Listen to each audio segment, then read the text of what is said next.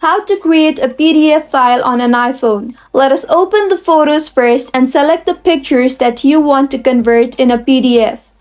Now click on the Share button and you will see an option for Save to Files. Click on that and choose the folder that you want to save your photos in. I will choose on my iPhone. Now go to your home screen and open the Files app.